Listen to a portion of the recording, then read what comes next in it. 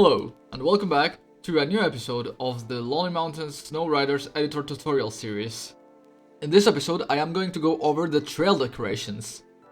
The decorations tool is what is going to help us place a wide variety of props to decorate and also work as obstacles in our trail. That includes trees, bushes, flowers, water plants, which are non-existent in the Tannenstein biome, rocks, rock walls, bridges and ramps, and resting spot elements. As said in the first episode of the series, the decoration assets you can place are dependent on which biome you chose in the beginning. All of them have a good variety of the different asset types, so feel free to explore what the different biomes have to offer. When you first open the decorations tools, the first tool you are going to be using by default is the decoration brush. If we select a prop from the list, let's say the first tree, we're going to be able to just place it around the terrain with the brush.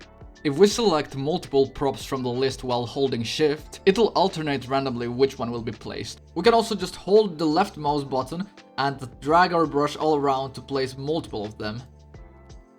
We have a couple of properties that we can modify from our assets. For example, select a color variation. Some assets have different colors to pick from. For example, this tree has two different color variations. The color scheme 1, which is the same as the default which we had selected, and color scheme 2, which looks a bit different. In coverage, we can decide if our props are covered with snow. Some props can also be covered with moss.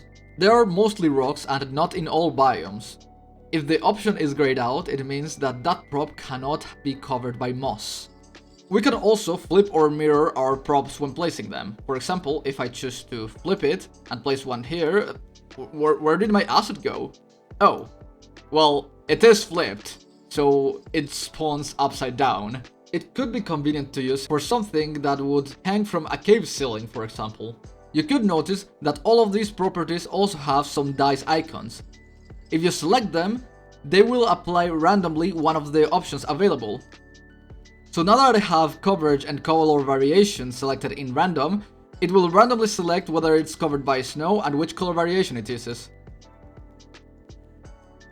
The next set of settings alter how the brush is placing the props. Size you already know, and here it is also possible to just hold Ctrl and then scroll your mouse wheel to increase it and decrease it. You can also change the spacing between props. If I lower this and start placing props, the props will start coming closer together. The placement mode defines where the props are going to be put on top of. By default, it interacts with everything. But we can also make it so it interacts with terrain only, decoration only, in which case my props will just be placed on top of, in this case, other trees, or water only. Our trail doesn't have water yet, so I will be skipping this one. Next is the orientation. It defines how decorations are oriented when placed. By default, it is relative to global positions. So for example, trees will just grow upwards along the y-axis. If we select oriented orthogonally to the terrain, it will go perpendicular to whichever terrain we're placing it. In this case, we are placing it on a tree.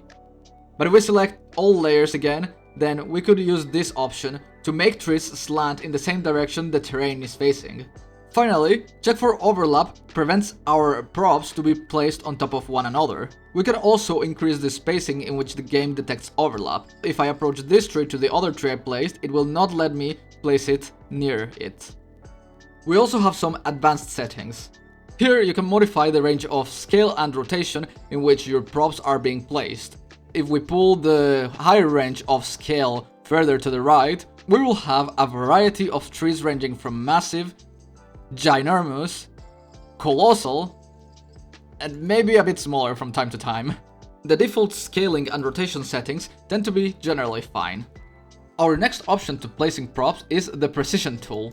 Instead of placing multiple props at the same time, the precision tool is intended to place one prop precisely, with the exact size and position you want for it. Many of its settings are the same of the decoration brush settings. So if we go to our viewport and select a point, we can left click and drag to grow a tree. While we are still holding it, we can click and hold the right mouse button to start rotating it. When we release the left mouse button, the prop will be placed. The Y offset can help you place props higher from the ground based on its origin point. So for example, if I put this around 1.6, our trees will be spawned floating in the air. Well, that is not too convenient, is it? Fortunately, we have the decoration eraser. As its name suggests, it will erase our props. If no prop type is selected on the list, it will just erase any prop it meets. However, if we have a prop selected, it will only erase that type of prop. Well, we've only used the tree for now, so let's place a rock so you can see how it works. Let's go to the precision tool and select one of our rocks and place it here. Now, if I go back to my eraser tool while still having the rock selected, I can go all over the place with it, but it will not erase any of my trees. It will, however, erase my rock. The decoration selection tool works in a similar way, except instead of erasing, it will just multi-select any prop you go over with it. Of course, right now it will not select any of them because my prop selected on my prop list is the rock, and none of these are rocks. If I deselect the rock on my prop list by clicking on it again, then I will be selecting all of my trees. Finally, we can go about editing selected props with the decoration edit tool. Here, we will have a list of the different props that we've been using. Of course, my level only has pines, so this dropdown will only show me all of my pine 1 props. If I place that rock again, then the rocks will show up on that list. Small rock too, to be precise. We can cancel our current selection just by clicking anywhere on the terrain that's not a prop. While on the decoration edit tool, you can also select a single prop just by clicking on it. You can also multi-select props by holding shift and clicking on another prop. You can also click anywhere and hold and drag the mouse to make a rectangle selection. If we select a single prop like this rock, we will be able to see its exact position, rotation, and scale. Here we can also modify its color variation and its coverage mode. Let's say I actually wanted this rock to have some snow on top. I can also flip it, which will of course make it so it goes the other way around under the terrain. So let's flip that again. Or mirror it. By default we will have the movement gizmo, which is also activated by pressing W.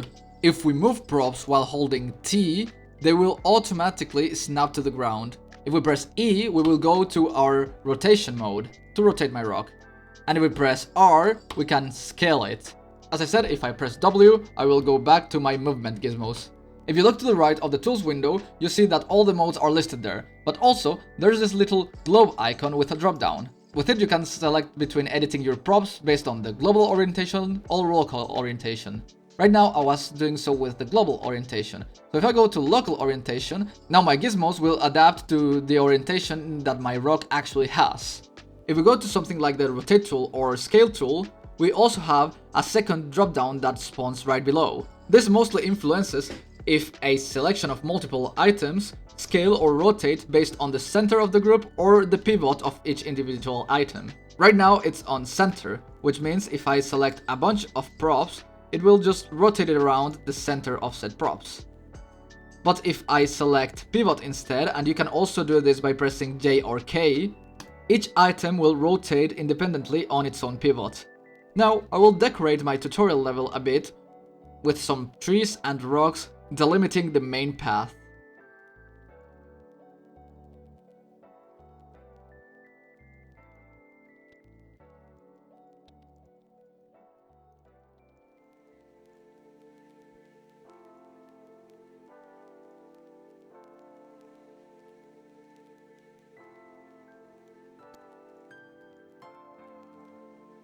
I think this will be enough for now. Of course, properly decorating a trail can take a long time, but if you truly dedicate yourself to it, it will be worth it in the end of the day. Remember to explore all the different prop types that you have access to.